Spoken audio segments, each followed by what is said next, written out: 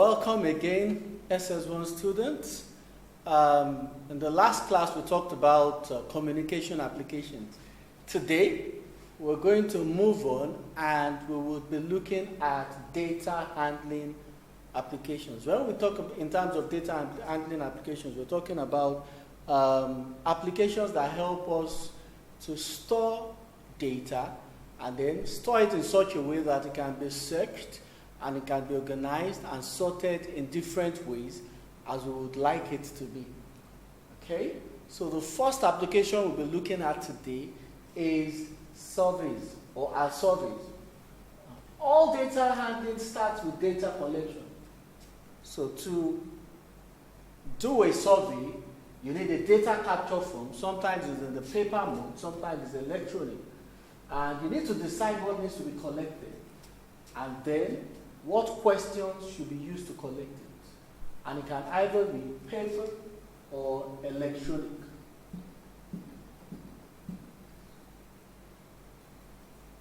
Okay. So what are the rules for creating forms? You make them look official. Spaces should be thought about so that you can give enough space for each answer, because you don't want to give a short space for something that will be long. You want to restrict the amount of possible answers. Do not use open questions because you are, so sometimes most questionnaires will have a yes or no, or maybe a tick, or maybe a box that you shade, or a circle that you shade.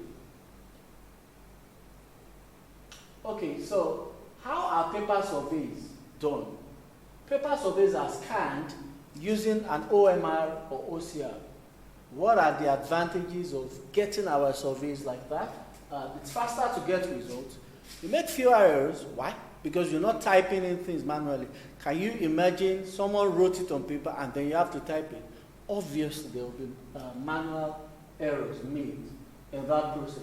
It's also easy to do statistical analysis. In fact, as the data is being fed into the computer, you can immediately start generating or analyzing it.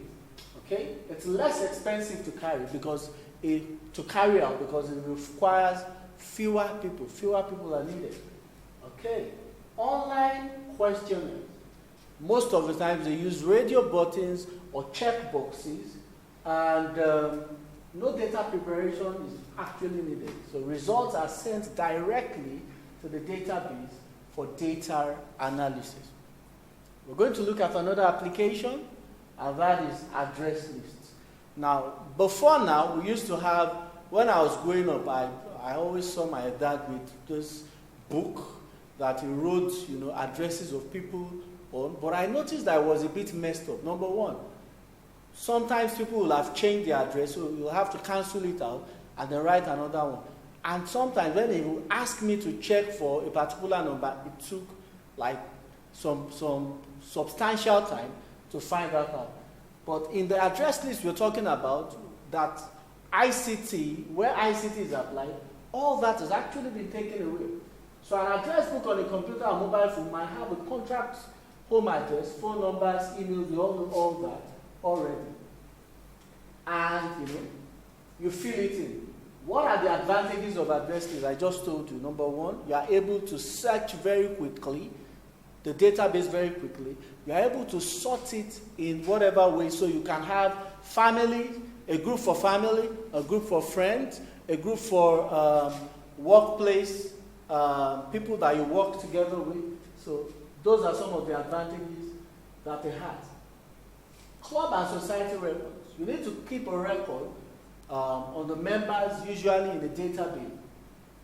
Usually also the payment details, contact details, interest, all those are stored together. Now it makes it easy to match people with interests and send information about what they are interested in based on the information they've given you beforehand. Also, this can be done by using mail merging. What is that? That means whatever information you are sending to them, you customize it based on the information that you have with you. And then you just send it out to them.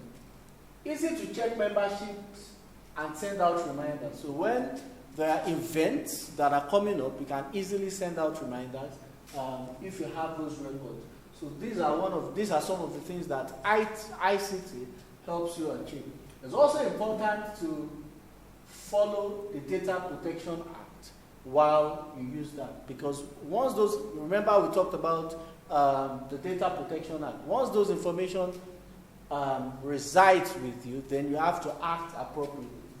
School reports, database applications such as SIMS that we use here, store large amounts of data which can be used to create annual and termly school reports. Things able to be gathered here are data of individual students, the student progress in terms of his test and grades, and also the teacher comments. So here are just few data application tools that we have talked about. In your Google Classroom, I'm going to give you materials that you'll be able to look through to, and you'll be able to tell me the benefits of using IT to gather data or to serve as a database for data when we talk in terms of data handling. Thank you very much for your patience in watching this video, and I hope you have a wonderful time doing the tasks I've given you. Thank you. Bye.